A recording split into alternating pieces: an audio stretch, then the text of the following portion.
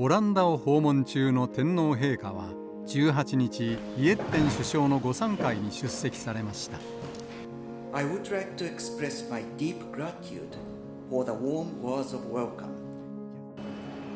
38歳の若き首相との食事に先立ち案内されたのがマウリッツハウス王立美術館。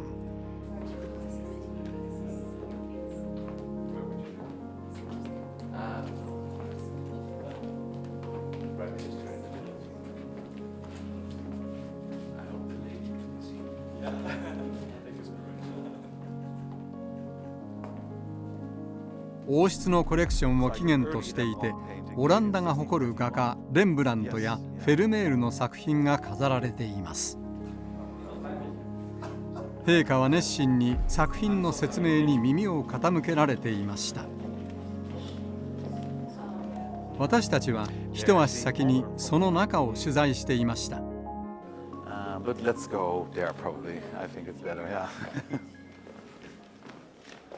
案内されて向かったのは門外不出とされるフェルメールの真珠の耳飾りの少女です。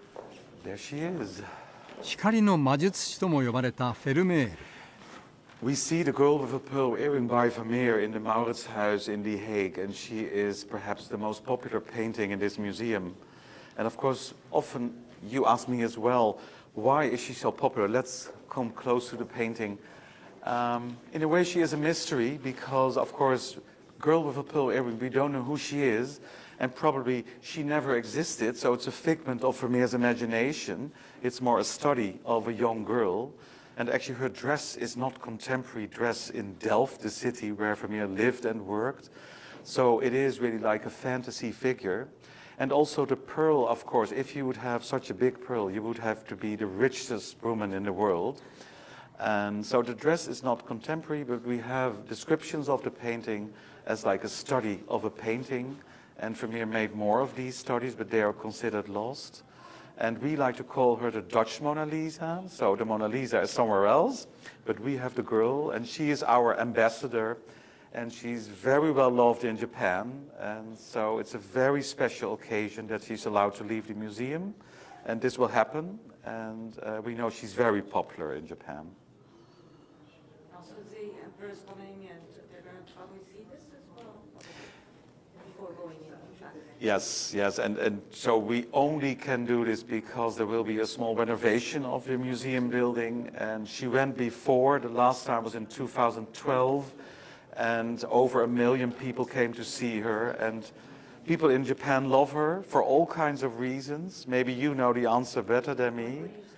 I think she is like an idealized figure, and maybe she appeals to Japanese taste. But I also like to think that you can make your own story about her because we don't know who she is, if she ever lived, if she is not a figment of Vermeer's imagination.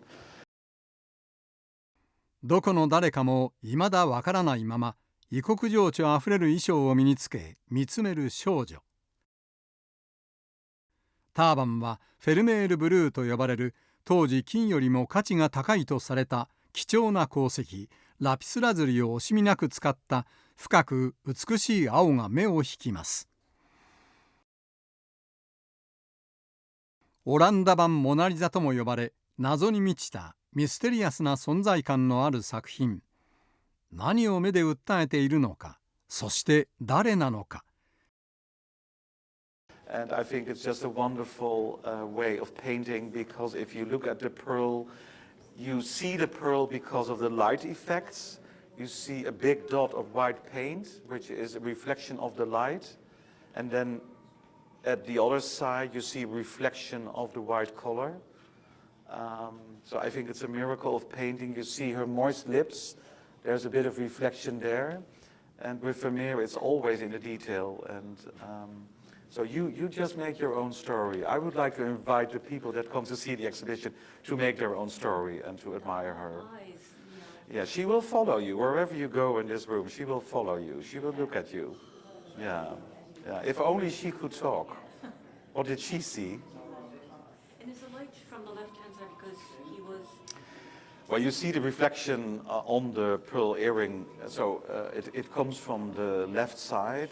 but it is sort of like unclear where she is. We did a lot of technical research, and we know that in the original condition, this is an old painting, probably 1665, centuries old. And my colleagues from the conservation department did a lot of research, and we found that initially the background was a green curtain, but the original paint has darkened, so now it's a dark background. So it must have looked quite different from now. Very mysterious, yeah.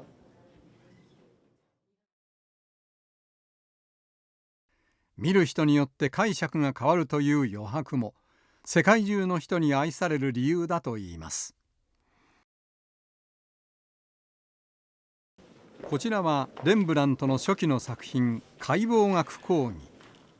We have, of course, wonderful paintings by Vermeer in the Maurits Huis collection. Our collection boasts masterpieces of Dutch and Flemish art, and one of our most famous paintings by Rembrandt. We have several works by Rembrandt, 11 to be precise, and this is actually one that made Rembrandt very famous. The subject might surprise you, an anatomy lesson. So this is actually something that really happened in 1632. This is the dissection of a deceased man. He actually was a criminal who had been sentenced to death. And what they show you here is the workings of the muscles of the hand. But at the same time, it is a portrait of all these surgeons from the Amsterdam Guild. And they had to pay for their portrait by Rembrandt. But of course, the person in front, he couldn't pay. He was dead. He was used for this anatomy lesson. And what the picture doesn't show is these lessons were done in public. So you could actually go and see this in an anatomy theater.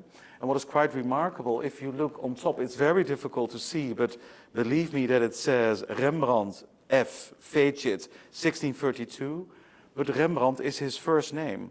And so it is like a piece of marketing. Instead of saying Rembrandt van Rijn made this, he just used his first name. And it made his name very well known, because after finishing this work, everybody admired it, because more of these paintings had been made, but they didn't have such a dynamic composition. And so ever since we talk about Rembrandt, I never use his last name, it's just Rembrandt.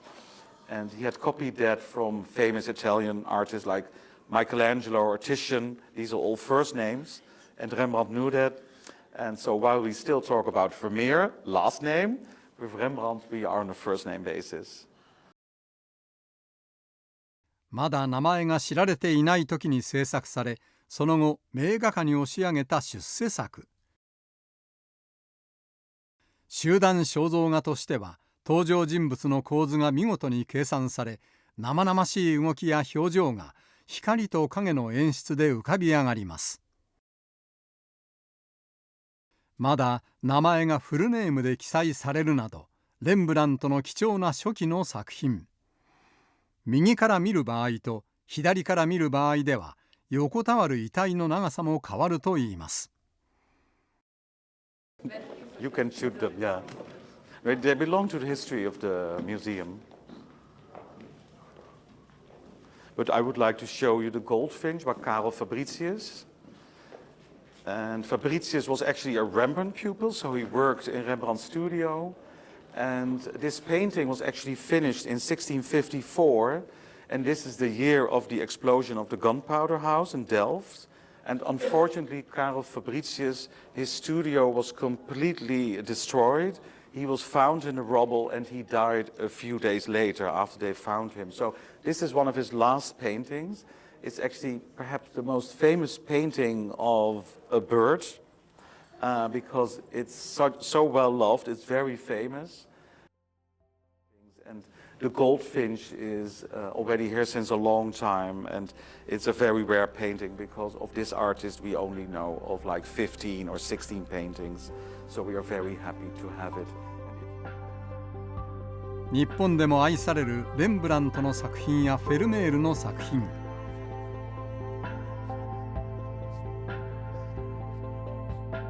425年以上に及ぶオランダと日本の長い関係。